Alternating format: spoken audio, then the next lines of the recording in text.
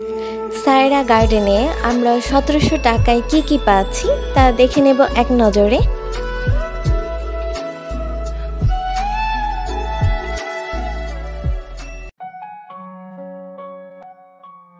আসসালামু আলাইকুম, বাংলাদেশি ব্লগার মম মেঘলা চ্যানেলে আপনাদের সকলকে স্বাগত জানাচ্ছি। আশা করছি যে যেখান থেকে বসে আমার এই ভিডিওটি দেখছেন অবশ্যই আমার পাশে থাকবেন। আজ চলে এসেছি ড্যামরা মদনপুর সায়রা গার্ডেন অ্যান্ড রিসোর্টে। তো আমরা প্রথমেই ঢুকে এক মনোরম প্রাকৃতিক পরিবেশ দেখে যেন মনটা ভরে গেল। আর আমাকে ম্যাক্সিমাম সময় দেখবেন প্রকৃতির কোনো একটা রাজ্যে আমার ঘুরতে বেশি পছন্দ লাগে। আর এই ধরনের ওয়ান্ডারফুল সিনারি দেখলে আসলেই মনটা যেন অন্যরকম হয়ে যায়। এখানে আপনি থাকার ব্যবস্থা অবশ্যই পাবেন। এখানে আপনি ১৫০০ টাকা থেকে শুরু করে ৬০,০০০ টাকা পর্যন্ত আপনি রুম ভাড়া নিতে পারেন। যেটা ৬০,০০০ টাকা সেটা অবশ্যই খুব ওয়ান্ডারফুল এবং বিউটিফুল।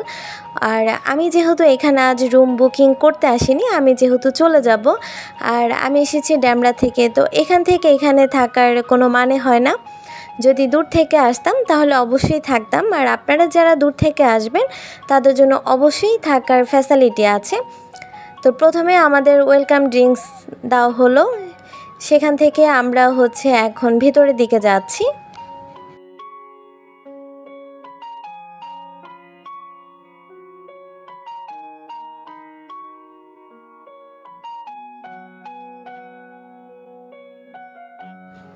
এখানে প্রকৃতির মাঝে বসে গল্প করার জন্য কিছু প্লেস আছে, চারিদিকে ঘেরা প্রকৃতি, মাঝে এখানেও বসার একটা সুন্দর পরিবেশ আছে যেটা কিনা খুবই অন্যরকম। সাথে এই ভবনগুলোতে আপনি ভিআইপি রুম পেয়ে যাবেন, সেটা আপনাকে গুনতে হবে, সেটার জন্য ৬০,০০০ টাকা পর্যন্ত। আর আমি যেহেতু আজ থাকবো না তাই আমি ভেতরে আসলে এন্ট্রি করতে পারলাম না। আর অবশ্যই যদি আমি এদের ইয়েটা প্রকাশ করার জন্য সেই রকম ব্লগার হতাম তাহলে অবশ্যই ঢুকতে দিত। আমি যেহেতু এসেছি এখানে ঘোরার জন্য। আর এই কাঠের বাড়িগুলো আপনি এখানে ভাড়া পেয়ে থাকবেন ২ থেকে ২.৫ প্লাস ১.৫ এরকম। আসলে খুব সুন্দর, খুব মনোমুগ্ধকর, যেটা কিনা মন জুড়িয়ে যায়। আপনি চাইলে শহরের কোলাহল ছেড়ে এই প্রকৃতির মাঝে কিছুটা নিঃশ্বাস নিতে পারেন। আমাদের আস্তে আস্তে প্রায় লাঞ্চের সময় হয়ে গেছে, তাই ভাবলাম যে আগে লাঞ্চটা করে ফেলি।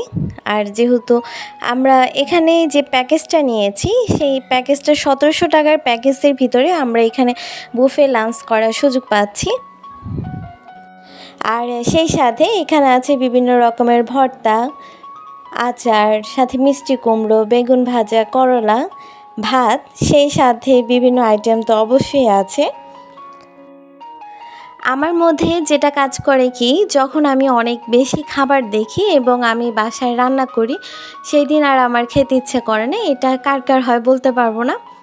সাথে এখানে ছিল ফ্রাইড রাইস, এছাড়া ছিল নান, সাথে ছিল পোড়া মুরগি, সাথে মুরগির রেজালা ছিল, ফিশ ফ্রাই করা ছিল, আর এখানে ছিল পাস্তা, আর ছিল ফ্রাইড চিকেন, সাথে সবজি, ভেজিটেবল যে সবজিটা, সাথে এখানে চিকেন কারি ছিল, সাথে এখানে অনিয়ন চিকেনও ছিল। চিকেনের আইটেমটা বেশি ছিল, আর বিফ ছিল ২ রকমের। এখানে বিফের ভুনাটা ছিল একটা, আর আরেকটা ছিল একদম আলু দিয়ে ঝোল করে রান্না করা।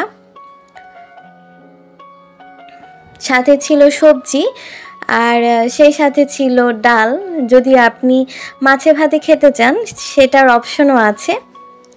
আর ডেজার্ট আইটেম হিসেবে ছিল কালো জাম, ফিরনি, পেস্ট্রি, আর এখানে ছিল হালুয়ার বরফিগুলো। আর সাথে এখানে জর্দা ছিল, পুডিং ছিল, সেগুলো এখন আপাতত নেই, তো হয়তোবা নিয়ে আসবে একটু পরে। তো যাই হোক, খাওয়া শেষ করে আমরা কিছুক্ষণ রেস্ট নিয়ে তারপর চলে এসেছি সুইমিংয়ে।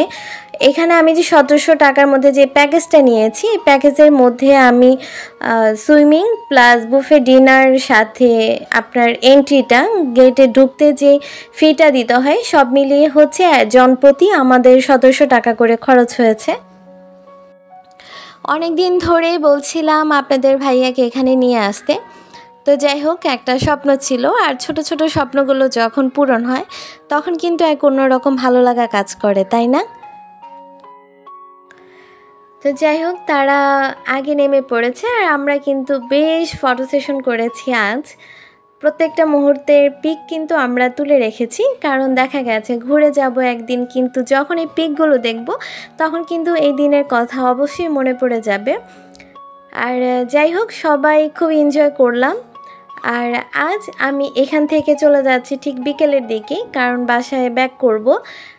আর আপনাদের ভাইয়া কিন্তু সুইমিং শেষ করে লুঙ্গি পরেছিল, যেহেতু বাসায় চলে যাব, কোথাও আর নামবো না আমরা, তো আর ঝামেলা করা হয়নি। সকলের দোয়া সুস্থতা কামনা করে বিদায় নিয়ে নিচ্ছি। আল্লাহ হাফেজ, আসসালামু আলাইকুম।